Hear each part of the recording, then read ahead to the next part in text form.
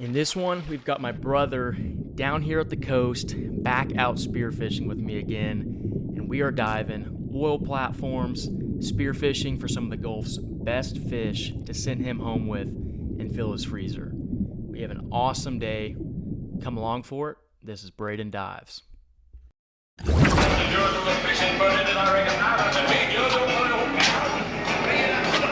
I am so tired. Let's see how much gas we burned yesterday. I'll get my track info from yesterday's trip and do the math on how much gas we burned for how far. Get y'all some numbers for those who might be interested in the boat. Should have done a better job so far tracking that. We just haven't had the fuel reader set up right yet, so I haven't known for sure. I've gotten a ballpark 4 miles a gallon, but that's round trip, but it hasn't been, I don't have it pinpointed obviously because I can't read it. So, but yeah, we are getting ready for day 2 in a row. I'm exhausted. Just about fell asleep driving this morning, but just got fueled up again. Guys are inside. I actually have my brother today. He's coming along diving for the first time in a while. I think honestly the last time was maybe the Cobia trip, which is crazy. We might have had a trip or two in there, but I don't know. I'm exhausted, can't think straight. We got Fisher as well. We're gonna see what we can do. Been eyeing these storms all morning. Should be cleared out. I was also really conflicted on what to do today because it's clear in one area that I know we can go probably get cobia. My brother wants to shoot a laying cobia. But in the other area, we have calmer seas, more spots, but it's a little bit murkier. So I was kind of like, I don't know. And also cobia are probably gonna be there, but I'm less confident, I guess. I'm pretty confident we're gonna see cobia, but if any of that makes sense, just a little bit of a dilemma. And we'll see what happens. You never know. Plans tend to change quite a bit, so I don't like giving y'all a game plan before, at least. So we'll see. All right, well, we rolled out of the jetty and it seems like this storm system has got it all riled up. We were running there for a little bit and it was pretty nasty. So decided we're gonna pull up to a couple buoys and jig them. It's actually starting to lay down already. Like the last 3 minutes it started laying, it looks like. And Blake is gonna... Here. You want it on there? I would, yeah, you can tie that on. Blake's tied a bucktail to that setup right there for jigging. Hold on. And then we're gonna tie on a free line eel on this one. I'll tie that on. Blake, you wanna go up to the bow?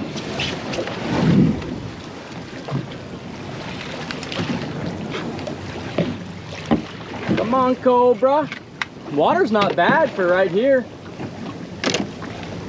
I'll tell you what, I'm glad I got a closed transom back there. We'd be getting swamped. Definitely glad we have that. Reversing right into this stuff. All right, y'all, we have made it, just tied up. Guys gave this rig a jig and we are gonna dive now. Water is, honestly, it looked cleaner almost right outside the jetty than out here, but we got a deep green, shooting green, it's good enough. We're gonna go give it a look. Definitely gonna be mangrove snapper. Hopefully, I don't know, see something cool maybe. We'll find out.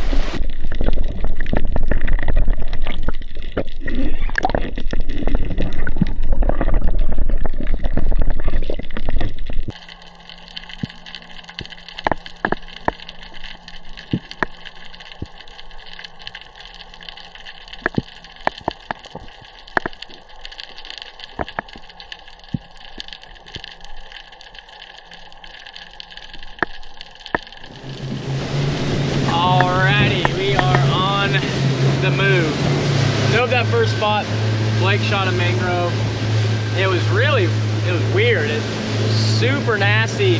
So right when he got down to 50, 60 feet, it opened up a decent bit to see big mangroves. But, yeah, so now it's calmed down. quite a bit. Kind of weighing the options of what to do. I was thinking about maybe we could go trophy hunt, but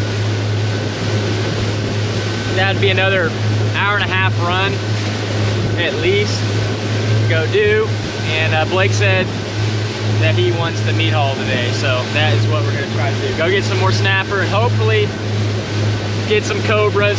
We're about to go hit some, actually a lot of pikes and a handful of rigs. So I'm gonna stay shallow in the green, but better chance of getting more meats. At least it's shallower to do it. All right, so new area. It is much clearer over here. Still have that bottom murk though. And we are on Fisher's camera here. I dropped him and Blake in at this spot. And he plugs this mangrove here right off the bat.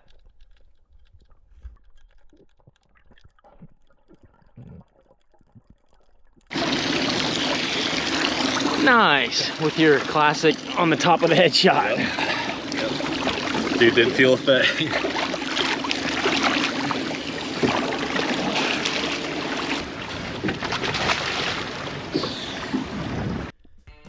After that, Fisher takes the wheel and I hop in. Here Blake is coming up from a dive. And after such a long time off, he is still getting down there. Here's me going down and checking things out. Everything looks prime. There just wasn't really fish hanging around. So we just start rig hopping. Jump in at a handful of rigs, but I could not believe how dead it seemed. Not a whole lot was up in the clear.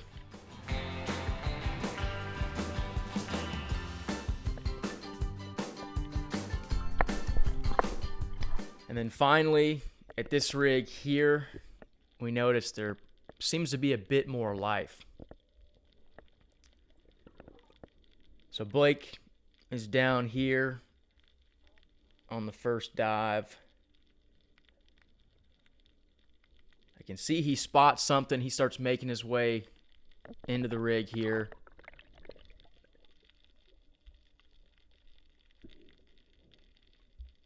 And he lines up on a stud mangrove, lets it rip, and then right after, I see a cobia swim in.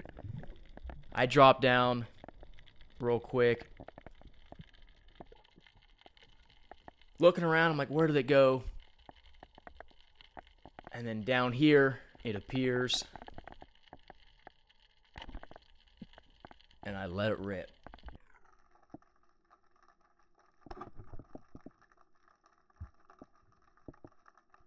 Right on the top of the head, that dome shot puts it to sleep.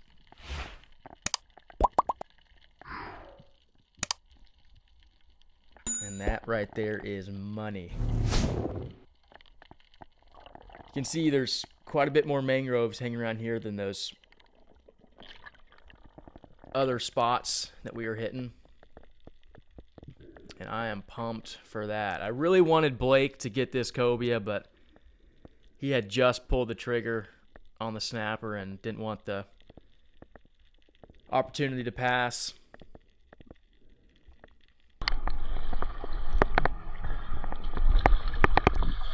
Dude, the second I saw that, I was like, oh.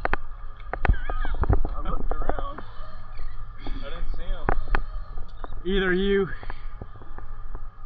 just shot a second too early, or he darted in when he saw the commotion. That's what happened, most likely. After I shot, and I saw him come in. He's bleeding out right now. I haven't stoned a ling like that in a long time.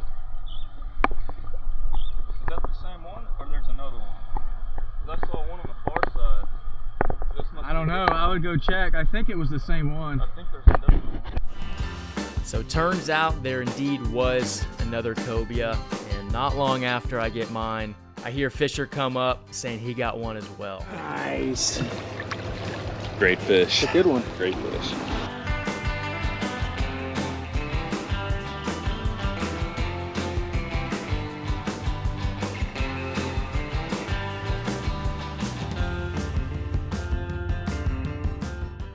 Blake also plugs another mangrove. We've got mayhem. Back in the water, we've got a small cobia come up to check us out. Was really trying to get Blake on a cobia, but you never know when they're going to appear and when the opportunity arises. Sometimes you just got to take it. So Fisher and I ended up getting our boat limit. Here's a shot from Fisher. He had shot at a red snapper there.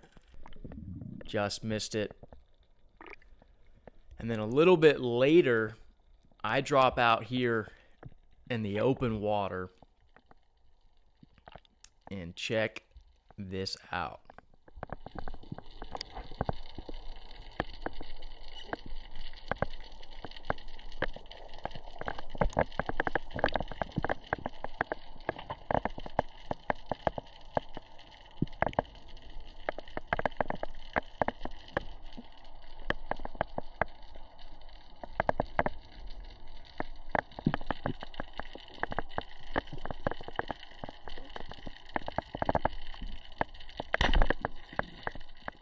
Tons of kingfish swimming through. I couldn't make up my mind on which one to shoot.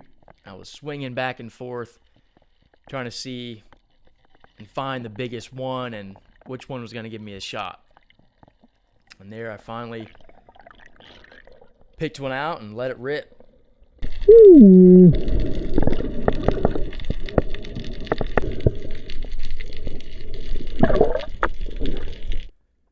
So after seeing all those kings, we decided to hang out here a bit longer. And I saw kingfish on a handful more dives.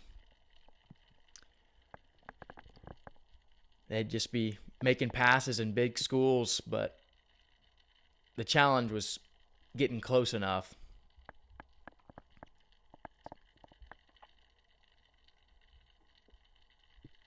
There, those fish were kind of making their way out. I turn over here on some just legal red snapper, and I whiff. And then here, we're back on the rigs, and Blake makes a drop down. He shoots, but I can see that line is ripping off his reel. And he says his spear got lodged down here, so I make a drop down. His slip tip got wedged in that pipe.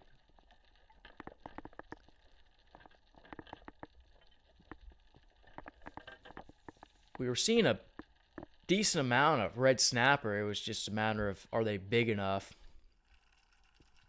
And then here we're back on the Fisher camera. He goes down. We got a nice ball of mangroves, and he lets it rip. Unfortunately, we did not have the camera on him when he shot that cobia.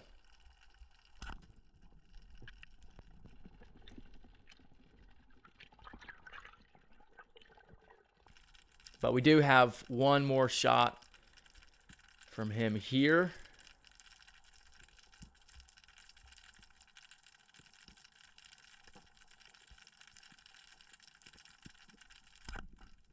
And it's a whiff. At this point, we are about nearing the end of the day. I decide to go down and shoot a mangrove, and I instantly regret it. That thing got all sorts of jumbled up. And I am exhausted right now. Not much gas is left in the tank, so I decide I am not going to mess with that on free dive. I go grab my little pony bottle tank. It's like a 2.8 liter Smocko. And I decided to just go untangle it on that. Now, big disclaimer, this is not intended for depth diving, being that it's such a small tank, but I'm just going right down to the fish, untangling it and coming back up. It's only around 50 feet. And I am scuba certified. I still follow the safety protocols. Once the fish is undone, Fisher pulls it up and I slowly ascend up. I'm not hanging around too long, but I do have plenty of air to spare. I just didn't want to go down there free diving into the murk and deal with a cluster while I'm just beat at the end of the day.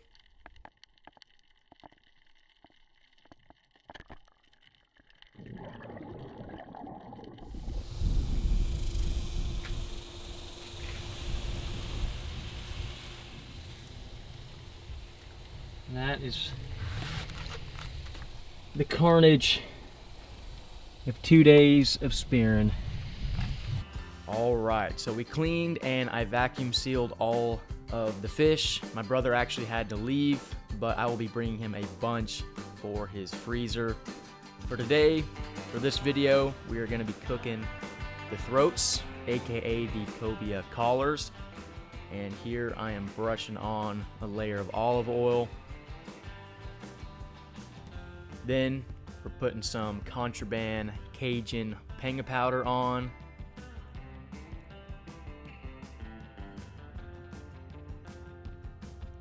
Followed with some onions and lemon, topped off with butter, and that is gonna go on the grill. And we're just gonna cook this till that meat gets white and flaky. And that's it. To eat them, you just get a fork and pick the meat off. The meat is super tender. It's the most tender part of the cobia, and it's delicious. That's gonna do it for this one. Hopefully you guys enjoyed the video. If you did, remember, hit that like button. It helps the channel a ton with the YouTube algorithm. Drop a comment, and if you enjoyed what you saw and you haven't already subscribed, hit that button as well. Really, really appreciate it. I will catch y'all later.